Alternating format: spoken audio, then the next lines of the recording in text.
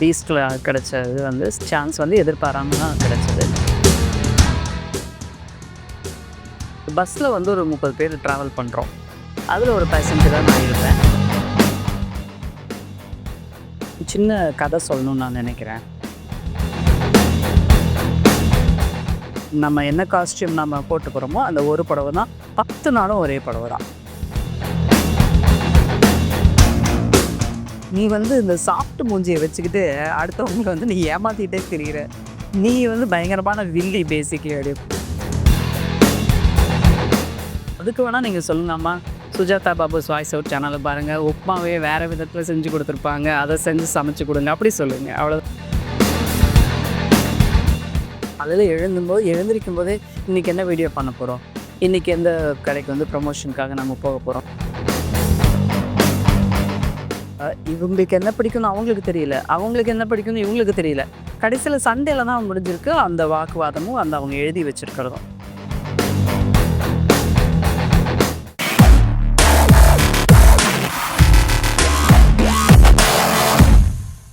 Filmi Fox நேயர்களுக்கு வணக்கம். நான் உங்கள் கோகுல். சாட்டன் செலிபிரிட்டியில் இன்றைக்கி நம்ம பார்க்க போகிற கெஸ்ட் சுஜாதா பாபு.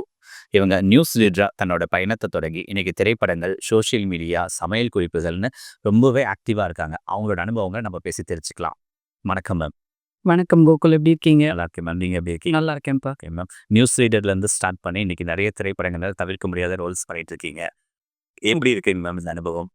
இது மிகப்பெரிய அனுபவமாக இருக்குது. ஏன்னா நியூஸ் ரீடிங் அப்படின்னா ஒரு குறிப்பிட்ட வட்டத்துக்குள்ளே மட்டும்தான் நமக்கு வந்து நியூஸ் ரீடிங் படிச்சுட்டு ஆஃபீஸ் மாதிரி தான் அது போயிட்டு வந்துட்டு இருந்தது. பட் இந்த சினிமாவில் வந்த பிறகு நிறைய பேரோட அறிமுகம் கிடைக்குது, நிறைய பயங்கரமான எக்ஸ்பீரியன்ஸ்லாம் இருக்குது. சொல்லப்போனால் இப்போது கிட்டத்தட்ட நீங்கள் சொன்ன மாதிரி 25-30 படங்கள் நான் நடிச்சிட்டேன். ஃபஸ்ட்டு ஆரம்பிக்கும் போது ஓமை கடவுளையில் ஆரம்பித்தேன். அதுக்கப்புறம் ஒரு 2 வருஷம் கோவிட் வந்துடுச்சு. அதுக்கப்புறம் திருப்பி படங்கள்லாம் நடிக்க ஆரம்பித்தோன்னே 25-30 படம் வரைக்கும் நடிச்சிட்டேன். நிறைய எக்ஸ்பீரியன்ஸ், ஒரு படத்துலையும் ஒரு மாதிரி எக்ஸ்பீரியன்ஸ். நியூஸ் ரீடிங்லேருந்து இப்போ ஓமை கடவுளையில் ஃபஸ்ட்டு அந்த செட்டில் இருக்கும்போது எப்படி இருந்துச்சு மேம் அதை ஃபேஸ் பண்ணுறதுக்கு? குறிப்பிட்ட பேர் தான் இருந்தோம். ஒரு ஃபேமிலி சப்ஜெக்ட் தான் அது. அதனால ஒரு 4-5 பேர் மட்டும்தான் இருந்தோம். ஸோ அப்போ வந்து எதுவுமே தெரியாது. கேமரானா நம்ம நியூஸ் ரீடிங்கில் வேறு மாதிரி இருக்கும். கேமரா ஃபியர் கிடையாது. ஆனால் வந்து ஒரு சினிமா அப்படின்னு வரும்போது எந்த மாதிரி லைட் எப்படி வாங்கணும், எந்த மாதிரி நம்ம வந்து ப்ரெசன்டேஷன், எந்த மாதிரி நம்ம டயலாக் டெலிவரி கொடுக்கணும், அதெல்லாமே கொஞ்சம் வித்தியாசமான அனுபவம் கெயின் பண்ணுற மாதிரி இருந்தது. அங்கே இருக்கிற செட்டில் இருக்கிறவங்க எல்லாருமே எனக்கு ரொம்ப ஹெல்ப் பண்ணாங்க. அதுதான் என்னோட ஃபஸ்ட் அனுபவம். மேக்கப்பு, சினிமாவுக்கு வேறு மாதிரி மேக்கப் இருக்கும். நியூஸ் ரீடிங்லாம் வந்து பயங்கர ஹெவி மேக்கப். ஒரு க்ளோஸ் ஃப்ரேமில் நம்ம மட்டும்தான் இருப்போம். அதனால அது வந்து ரொம்ப ஹெவி மேக்கப்பாக இருக்கும். சினிமானா வந்து நம்ம அதிலேயே வாழறோம், அந்த கேரக்டராகவே வாழறோம். அப்படிங்கும்போது அதுக்குண்டான மேக்கப்லாம் என்னென்னா அங்கே வந்த பிறகு தான் கற்றுக்க ஆரம்பிச்சு. சரி, நிறைய ஹீரோஸ் கூட நடிச்சிட்டிங்க. பர்டிகுலராக இளைய தளபதி விஜய், அவரை பற்றி எப்படி இருந்துச்சுங்க அவரு கூட அனுபவம்? அது எதிர்பாராத இதுதான் எனக்கு. பீஸ்ட்ல கிடைச்சது வந்து சான்ஸ் வந்து எதிர்பாராம தான் கிடைச்சது. அ அங்க அவர் கூடயே இருக்கிற மாரி ஒரு 3-4 நாள் வந்து ஃபுல் அண்ட் ஃபுல் நானு, விஜய் சார், அப்புறம் அந்த அபர்ணா தாஸ் அவங்க. ரொம்ப அமைதியான டைப்பு. ரொம்ப ஆர்ப்பாட்டமே இல்லாம, ஒரு 10 நிமிஷம்னா கூட நம்மளால ஃபோன் இல்லாம இருக்க முடியாது. எதையாவது நம்ம ஃபோன் பார்த்துட்டே இருப்போம். பட் அந்த இதில இருக்கிற வரைக்கும், அந்த செட்ல இருக்கிற வரைக்கும் சார் வந்து ஃபோன் பார்க்கவே இல்ல. அனாவசியமா யார் கூட பேசவும் இல்ல. நம்ம பேசினா அதுக்கு பதில் சொல்றாரு. சந்தோஷமா ஒரு ஒரு என்ன சொல்றது? ஒரு ஒரு ஹேப்பியான ஒரு ஃப்ரெண்ட் மாரி தான் நம்ம கூட இருந்து பழகி பேசினது எல்லாம். அந்த படம் நடிக்கும்போது வந்து இந்த இவ்வளோ பெரிய பேர் வரும் அப்படிங்கிற மாதிரி எக்ஸ்பெக்ட் பண்ணியிருந்தீங்க? இல்ல, சார் கூட சாரோட படம் அப்படி விஜய் சாரோட படம் அப்படின்னாலே வேற லெவல் தான். ஸோ அது எனக்கு நல்ல பேர் வாங்கி கொடுத்தது. ஹாப்பி. இப்போ நிறைய ஹீரோஸ் கூட ஒர்க் பண்ணியிருக்கீங்க. அதில் வந்து உங்களுக்கு இந்த ஹீரோ வந்து நான் இப்படி எக்ஸ்பெக்ட் பண்ணவே இல்லை, பட் அவங்க ரொம்ப ஒரு ஃபேமிலி மாதிரி நல்லா பழகுனாங்க அப்படிங்கிறது யாராவது பர்டிகுலராக சொல்ல முடியும்? ஃபேமிலி மாரி பழகுனது எல்லாருமே அவங்கவங்களோட டிஸ்டன்ஸ் மெயின்டைன் பண்ணுவாங்க. பட் நானும் வந்து போய் எல்லார் கூடயும் பேசி அப்படி மிங்கிளாகி அப்படியெல்லாம் இல்ல. அதனால வந்து நம்ம ஷாட் வருதா, நம்ம சீன் வருதா, நம்ம பேசிட்டு அப்படி தூரம் வருதாவே ரொம்ப இன்ட்ராக்ஷன்லாம் யார் கூடயும் அவ்வளோலாம் பண்ணல. மேம் இப்போ சோசியல் மீடியாலே இப்போ வரைக்கும் நீங்கள் ட்ரெண்டில் இருக்கீங்க. அந்த எப்படிங்க மேம் அதை ஃபாலோ பண்ணுறீங்க? ரொம்ப சாதாரணமா ஒரு கொஸ்டின் நீங்க கேட்டீங்க. அது வைக்கிறது கஷ்டம்.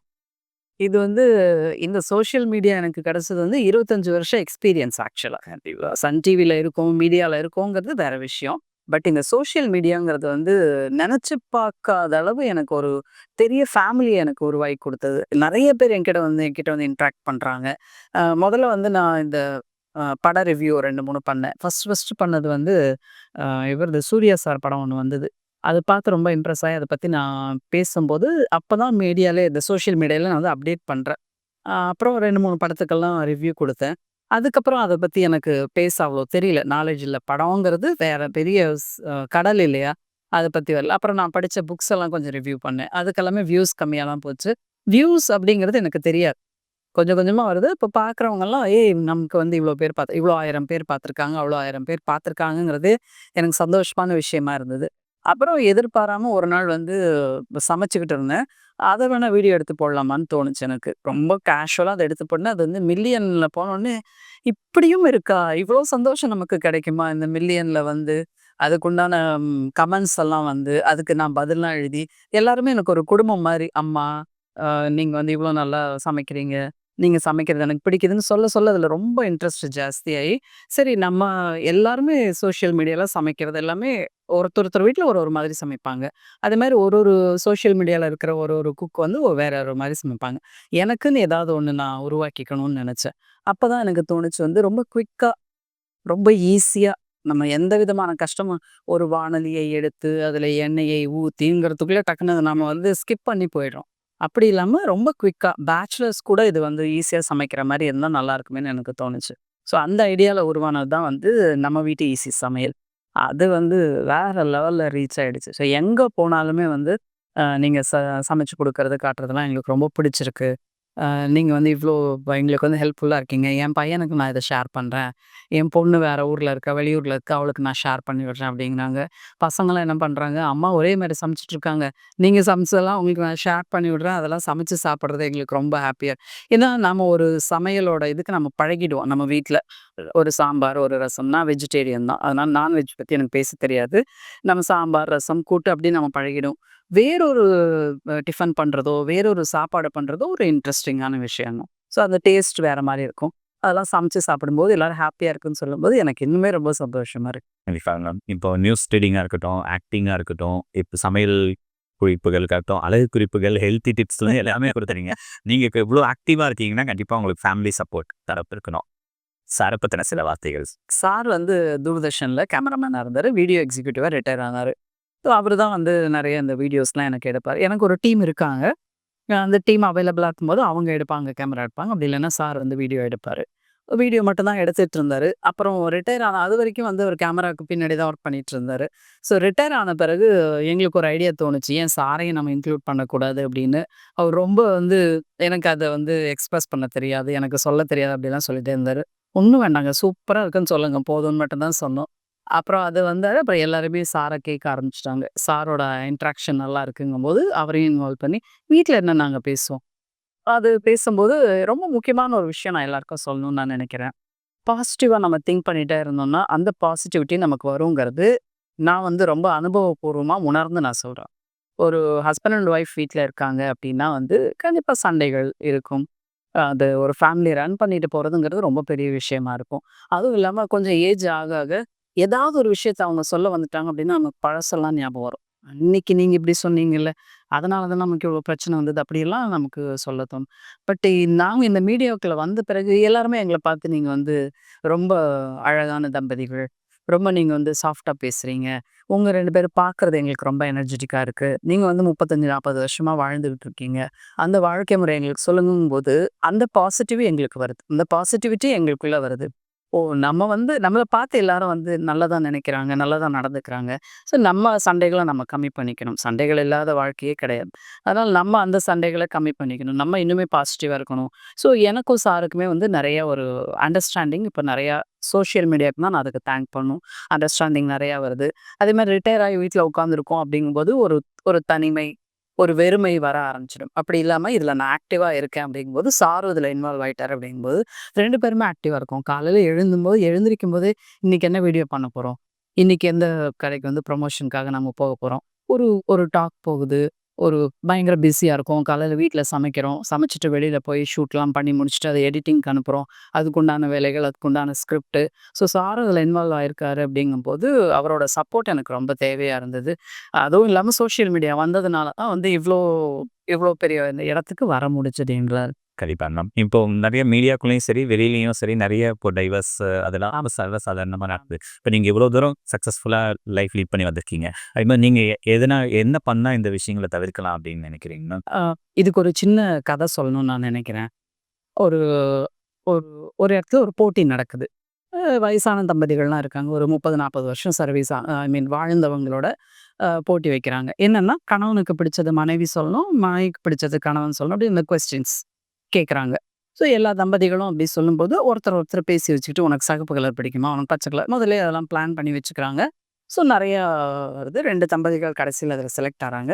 ஒரு தம்பதி பார்த்தா, கடைசி வரைக்கும் வந்து கம்ப்ளீட்டா என் பொண்டாட்டிக்கு கத்திரிக்காய் பிடிக்கும், அவருக்கு வாழைக்காய் பிடிக்கும், அவங்களுக்கு இந்த டெஸ்டினேஷன் பிடிக்கும், இங்க ஊர் போறது பிடிக்கும். இவங்க சொல்றதும் கரெக்ட்டா இருக்கு. அந்த ப ஆள் சொல்றதும் கரெக்ட்டா இருக்கு. 2 பேர் சொல்றதும் 100% கரெக்ட்டா இருக்கு. இன்னொரு தம்பதிகளோட இத பார்த்தா, இவங்களுக்கு என்ன பிடிக்கும்னு அவங்களுக்கு தெரியல. அவங்களுக்கு என்ன பிடிக்கும்னு இவங்களுக்கு தெரியல. கடைசியில சண்டையில தான் முடிஞ்சிருக்கு அந்த வாக்குவாதமும், அந்த அவங்க எழுதி வச்சிருக்கிறதும். ஸோ ஜட்ஜ் என்ன பண்றாரு அப்டின்னா, 2 பேரும் பிடிக்காம இருக்காங்க பார்த்தீங்களா? அவங்களுக்கு தான் ஃபர்ஸ்ட் பிரைஸ் அனவுன்ஸ் பண்றாங்க. ஏன் அப்படின்னு கேட்டா, நீங்க ஒருத்தர் பிடிச்சு 40 வருஷம் வாழ்றது பெரிய விஷயம் கிடையாது. ஒருத்தருக்கு ஒருத்தர் பிடிக்காது. அவங்களுக்கு என்ன பிடிக்கும்னு நமக்கு தெரியாது. இவங்களுக்கு என்ன பிடிக்கும்னு இவங்களுக்கு தெரியாது.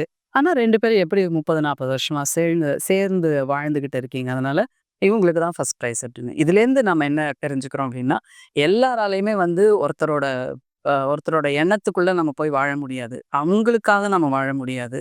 ஸோ நமக்காக நம்ம வாழறோம். அடுத்தவங்க 2 பேரும் ஒரு கணவன், மனைவி சேர்ந்து ஒரு வீட்டுக்குள்ள இருக்கும்போது, ஒரு சம்சாரம் பண்ணும்போது 30, 40 வருஷமா ஒரு 10 நாள் நம்ம ஃப்ரெண்ட்ஸ் கூட பார்த்துட்டு இருந்தாலே நமக்கு போர் அடிச்சிரும். 30 வருஷமா, 40 வருஷமா ஒருத்தரோட முகத்தையே நம்ம பார்த்துட்டு இருக்கோம். அவங்க பண்ண பிரச்சனைகள்லாம் நமக்கு தெரியும். அவங்க பண்ண தப்பெல்லாம் நமக்கு தெரியும். நாம பண்ண தப்பெல்லாம் அவங்களுக்கு தெரியும். நம்மளும் பெரிய ஒண்ணும் நல்லவங்க கிடையாது.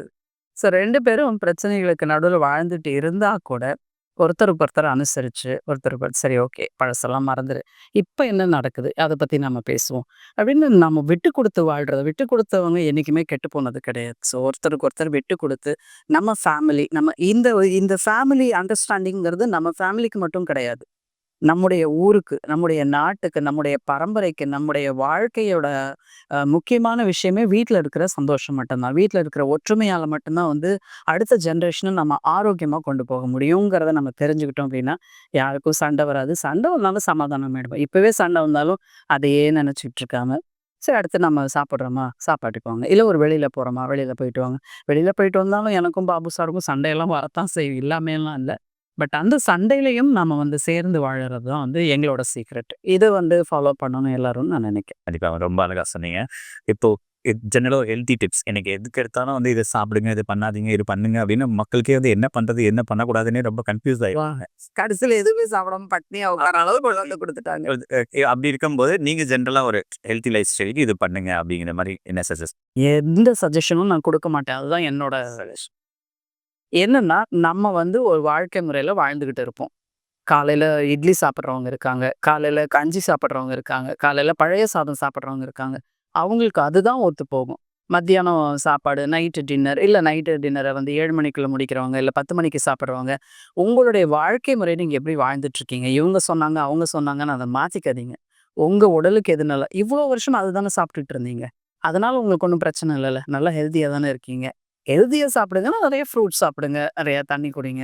ஆரோக்கியமா ஒரு எக்சர்சைஸ் பண்ணுங்க. ஒரு வாக்கிங் போங்க. அவ்வளோதானே ஒழிய, அ இது வந்து இதில வந்து விட்டமின் டி இருக்கு. இதில விட்டமின் ஏ இருக்கு. இதனால இத சாப்பிடுங்க. அதனால ஸ்கின் க்ளோ ஆகும். எதுக்குமே நான் வந்து சப்போர்ட் பண்ணவே மாட்டேன். நம்முடைய வாழ்க்கை முறைய நாம அனுசரிச்சு ஒழுங்கா வாழ்ந்துட்டு இருந்தாலே, நம்ம ஆரோக்கியமான வாழ்க்கை வாழலாம். அது நெறைய ஜங்க் ஃபுட் எடுத்துக்காதீங்க. அதேமாரி கலர்ஸ் இந்த போட்டு, அ இந்த ரோட்டோர கடைகள்ல போட்டு அந்த ஃப்ளேவர்ஸ் அதெல்லாம் இல்லாம என்னைக்காவது ஒரு நாள் சாப்பிடுங்க. வீட்ல சமைச்சத சாப்பிடுங்க. அதே உங்களுக்கு ஆரோக்கியம் தான். அம்மா கையில சாப்பிடுறத விட வேற என்ன ஆரோக்கியம் இருக்கு சொல்லுங்க. அம்மா என்னைக்காவது வந்து பசங்களுக்கு தப்பானத சமைச்சு குடுக்கணும்னு நினைப்பாங்களா? திட்டுவாங்க. "எவ்வளோ உப்புமா செஞ்சு வச்சிருக்கேன். ஏன்டா சாப்பிடல?" அப்படின்னு. அதுக்கு வேணா நீங்க சொல்லுங்க, "அம்மா சுஜாதா பாபுஸ் வாய்ஸ் அவுட் சேனல பாருங்க. உப்புமாவே வேற விதத்துல செஞ்சு குடுத்துருப்பாங்க. அத செஞ்சு சமைச்சு குடுங்க." அப்படி சொல்லுங்க. அவ்வளோதானே ஒழிய, வேற ஒண்ணும் ஸ்பெஷல் டிப்ஸ் எல்லாம் கிடையாது. இப்ப நீங்க குக்கிங்ல வந்து நெறைய வெரைட்டீஸ் பண்றீங்க மேம். அது வந்து நீங்க ஜெனரலாவே வீட்ல செய்வீங்களா மேம்? இல்ல வந்து கத்துக்கிட்டு அதுக்கப்புறம் அது மாரி பண்றீங்க? நான் ஜெனரலா பண்ணது கொஞ்ச நாள் YouTubeல வந்து நான் அப்லோட் பண்ணிட்டு இருந்தேன். அதுக்கப்புறம் ஒரு வெரைட்டி தேவையா இருக்கு இல்லையா? அப்போ ஒரு சின்ன சின்ன மாற்றங்களோட நானும் நெறைய யூடியூப்லாம் பார்ப்பேன். இல்ல எங்க அம்மாவுக்கு ஃபோன் பண்ணி கேட்பேன். என்னோட ரிலேட்டிவ்ஸ் நெறைய பேர் கர்நாடகால இருக்காங்க. தமிழ்நாடு டிஷ்ஷ விட கர்நாடகா அத தாண்டி நம்ம வெளியில போய் சாப்பிடுறதுங்கிறது ரொம்ப ரேர். எல்லாராலயும் அது முடியாது. ஸோ அந்த மாரி டிஷ்லாம் நான் வந்து கலெக்ட் பண்ணிக்குவேன். அத வந்து என்னோட சேனலுக்கு தகுந்த மாரி, என்னோட நேயர்களுக்கு தகுந்த மாரி எவ்வளோ ஈஸியா சமைச்சு குடுக்க முடியும்னு நான் பார்த்து அத செஞ்சு குடுத்துருவேன். இப்போ திரைக்கு வர இருக்க 10 ஹவர்ஸ் மூவி. அதுலயும் நீங்க நல்ல ரோல் பண்ணியிருக்கீங்க. இப்பட்டும் அந்த கேரக்டர பத்தி சொல்லுங்க. அது எக்ஸ்பீரியன்ஸ். அந்த 10 ஹவர்ஸ் மூவி வந்து நெறைய மூவிஸ் நான் பண்ணியிருக்கேன் இல்லையா? 30 நான் பண்ணியிருக்கேன். பட் எல்லாமே வந்து ஷூட்டிங் டைம் வந்து இந்த மார்னிங் ஒரு 7:00 போயிட்டு நைட் ஒரு 9:00, 10:00 அப்படி வர மாரி இருக்கும். ரொம்ப மிஞ்சி போனா ஒரு 12, 2க்குள்ள வீட்டுக்கு வந்துற மாரி இருக்கும். இந்த 10 ஹவர்ஸ் ஷூட் ஃபுல்லாவே வந்து நைட் ஷூட் தான். ஓ! நம்ம அங்க ஷூட்டிங் ஸ்பாட் போறதே நைட் 8 மணிக்கு தான். விடிய விடிய 6 மணி வரைக்கும் போவோம். 6 மணிக்கு அப்புறம் தான் வீட்டுக்கு வருவோம். இது வந்து 10 ஹவர்ஸ் அப்படிங்கிறதே வந்து இந்த 10 மணி நேரத்துக்குள்ள என்ன விஷயம் அங்க நடக்குதுங்கிறது தான் கதையே. ஸோ, அதனால இந்த ஒரு புடவ தான். நம்ம என்ன காஸ்டியூம் நம்ம போட்டு போறோமோ, அந்த ஒரு புடவ தான் 10 நாளும் ஒரே புடவ தான். அங்க ஷூட்டிங் முடிச்சுட்டு வீட்டுக்கு வந்து துவைச்சு காய போடணும். கொஞ்சம் ரெஸ்ட் எடுக்கணும். அப்புறம் திருப்பி ஈவினிங் ஆனா ஷூட்டிங் போணும். அது வந்து என்னன்னா, பயங்கரமான ஒரு ஒரு கதை. நீங்க ப்ரோமோலாம் பார்த்துருப்பீங்க பயங்கரமான.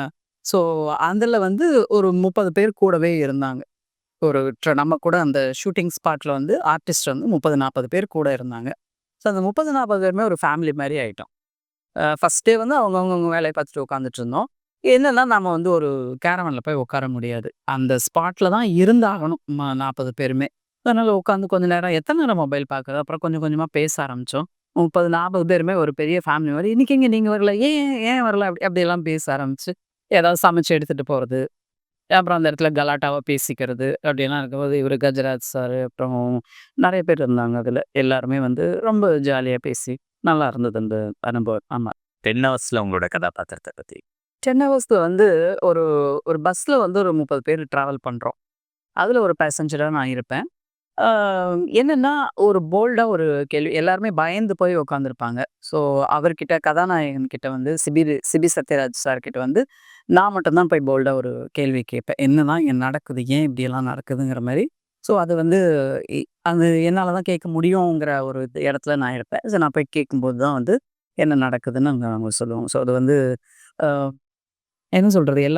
எல்லாருக்கும் ஒரு ரெப்ரசன்ட் பண்ற மாரி இருக்கும் அந்த கேரக்டர். இப்ப YouTubeல சமையல் தவிர வேற என்ன விஷயங்கள் பண்றீங்கன்னா? ஆ சமையல் தவிர அப்படின்னா, இந்த Instagram அப்படிங்கும்போது ஒரு 1 இப்ப 3 மினிட்ஸ் வந்து அப்லோட் பண்ணலாம்னு நான் நினைக்கிறேன் ரீல்ஸு. YouTubeலயும் அதே மாரி தான் 3 மினிட்ஸ். அந்த 3 மினிட்ஸ்ங்கிறது நான் 1 1/2 மினிட்ஸ்க்கு மேல போறதில்ல. அதில வந்து சமையல்லாம் பண்ணிட்டு, YouTubeக்காக நெறைய நான் பண்றேன். நான் அந்த ப்ரமோஷன் சாரி ப்ரமோஷனுக்குலாம் கூப்பிடுவேன். ஏன்னா, என்னுடைய வாழ்க்கையே வந்து சன் டிவி ஃபுல்லா அந்த சாரி அப்படிங்கிறதுனால, நீங்க கட்டுற சாரியெல்லாம் நல்லாயிருக்கு. எங்க கடைகள் அந்த மாரி சாரீஸ்லாம் இருக்கு. நீங்க வந்து எங்களுக்காக கொஞ்சம் நேயர்களுக்கு சொல்லுங்க அப்படிம்பாங்க. ஸோ, அந்த ப்ரமோஷன்ஸ்லாம் பண்ணுவோம். அது போக ட்ராவல் விளாக்லாம் நெறைய பண்றேன். இப்ப தான் ஆரம்பிச்சிருக்கேன். ஸோ, அதெல்லாமும் பண்றேன். அப்புறம் வந்து இன்னுமே எனக்கு இன்ட்ரெஸ்ட் என்ன அப்டின்னா, இப்ப இந்த மதர்ஸ் டே வருது இல்லையா? மே 11 அதுக்காக ஒரு அம்மா சாங் வந்து நான் ஒண்ணு பண்ணிட்டுருக்கேன். ஓ! நீங்க ஒண்ணு நான் ஓனா தான் பண்றேன். என்னன்னா, எனக்கு இவரு கமலஹாசன் சார் சொல்ற மாரி, நான் எல்லாம் சம்பாதிக்கிறது எல்லாமே சினிமாவுக்காக தான் விட்டுருக்கேன். YouTubeல இருந்து வரதா இருந்தாலும் சரி, சன் டிவிலேருந்து வர பணம் எதுவா இருந்தாலும் வந்து என்னோட சேனல டெவலப் பண்ணணும். ஏதாவது ஒரு ஆக்டிவாவே நீங்க சொன்ன மாரி, இப்போ இவ்ளோ வயசுக்கு அப்புறமும் ஆக்டிவா இருக்கேன் அப்படிங்கும்போது, ஏதோ ஒரு தூண்டுதல் இருக்கணும் இல்லையா? ஏதாவது ஒரு இந்த நாள் எழுந்திரிக்கிறோம், இந்த நாள் விடியுது அப்படின்னா, ஏதாவது ஒரு ஆக்டிவிட்டி இருக்கணும். எழுந்திரிச்சோமா, என்ன பண்ணணும் அப்படின்னு யோசிக்காம, இன்னைக்கு எழுந்திரிக்கணும். இத்தன மணிக்கு நாம எழுந்திரிக்கணும். இவ்ளோ வேலைகள் இருக்குங்கிறத நான் நெறைய கமிட் பண்ணிக்கிறேன். அப்படி பண்ணிக்கிட்டது தான் இப்ப வந்து இந்த மேல வந்து ரிலீஸ் ஆக போற அம்மா சாங். அதுவும் ரொம்ப நல்லா வந்திருக்கு. ஷூட்டிங் போயிட்டுருக்கு. மேல வந்து அது கண்டிப்பா ரிலீஸ் ஆயிடும். அதேமாரி இன்னும் 2, 3 சாங்ஸ் எல்லாம் வந்து பிளானிங்ல இருக்கு. ஸோ சாங்ஸ் அப்புறம் வந்து ஷார்ட் ஃபிலிம் பண்ணணும்னு எனக்கு ஆசை. ஆல்ரெடி நான் ஒரு ஷார்ட் ஃபிலிம் பண்ணியிருக்கேன். மனோகரேன்னு. பட் என்னோட சேனல் அது நான் பண்ணல அது. ஸோ வேற ஒரு சேனலுக்கு நான் குடுத்துட்டேன். அப்போ வந்து நான் யூடியூப் சேனல் ஆரம்பிக்கல. அதனால வேற சேனலுக்கு நான் குடுத்துட்டேன். ஸோ இன்னும் நெறையா இது பண்ணணும். ஷார்ட் ஃபிலிம் பண்ணணும். அ சாங்ஸ் பண்ணணும். என்ன நான் ரொம்ப பிஸியா வச்சுக்கணும்னு நான் நினைக்கிறேன். கண்டிப்பா. இப்ப இவ்வளோ விஷயங்கள் நீங்க பேச பேச எங்களுக்கு அவ்வளோ பாசிட்டிவ் வைப்ஸ் வருது. ஓகே. அப்படிங்கும்போது இப்போ நீங்க இன்னும் நான் இந்த விஷயத்த பண்ணி பார்க்காம விட்டுட்டேன் அப்படிங்கிற மாரி ஏதாவது உங்களுக்கு ஒரு ஏக்கங்கள் இருக்கா? இருக்கு. நெறையாவே இருக்கு. இந்த ஆக்டிங்ல வந்து இன்னும் நான் நெறையா பண்ணணும்னு ஆசை எனக்கு. அது வந்து ம் என்ன சொல்றது? ரொம்ப சாஃப்ட்டா எல்லா கேரக்டருமே இப்போ சினிமால வர எல்லா கேரக்டருமே வந்து ஒரு ஹீரோவுக்கு அம்மா, ஒரு ஹீரோயினுக்கு அம்மா. இல்லைன்னா ஒரு சின்ன ஒரு டாக்டர் கேரக்டர், ஒரு ஜட்ஜ் கேரக்டர் அந்த மாதிரி தான் வருது. என்னோட போர்ஷன்ஸ் வந்து ரொம்ப கம்மியாக தான் இருக்குது. ஸோ என்ன நான் வருத்திக்கணும். ஏன்னா நான் வருத்திக்கிட்டு என்னால் முடிஞ்ச வரைக்கும் என்னோட திறமைகளை வெளியில் கொண்டு வரணும்னு எனக்கு ரொம்ப ஆசை. ஸோ இந்த சோஷியல் மீடியா வந்தது வந்து எனக்கு ரொம்பவே ஹெல்ப்ஃபுல்லாக இருக்குது. நம்ம யார்கிட்டயும் போய் சான்ஸ் கேட்க வேண்டாம். நமக்கு என்ன தெரியுது, எனக்கு என்ன முடியும், எனக்கு என்ன வந்து நம்பிக்கை இருக்குது, என்னோட தன்னம்பிக்கைக்கு நானே ஷூட் பண்ணி என்னோட சேனலே நான் கொடுக்கணும்னு நான் பிளான் பண்ணிகிட்டே இருக்கேன். அதுக்குண்டான வேலைகளும் போய்க்கிட்டே இருக்குது. ஒரு பாட்டி வேஷமாக இருந்தாலும் சரி, இல்லை ஒரு வில்லி. என் பையன் அடிக்கடி சொல்லுவான், நீ வந்து இந்த சாஃப்ட் மூஞ்சியை வச்சுக்கிட்டு அடுத்தவங்களை வந்து நீ ஏமாத்திட்டே திரியிற, நீ வந்து பயங்கரமான வில்லி பேசிக்கலி அப்படிமா. அவனுக்கு வேணா நான் வில்லியாக இருக்கலாம், எல்லாரும் இருக்க முடியுமா? ஸோ அதனால் அந்த மாதிரி ஒரு வில்லி கேரக்டரும் என் பையனோட ஆசைக்காக ஒரு வில்லி கேரக்டரும் பண்ணணும்னு ஆசை.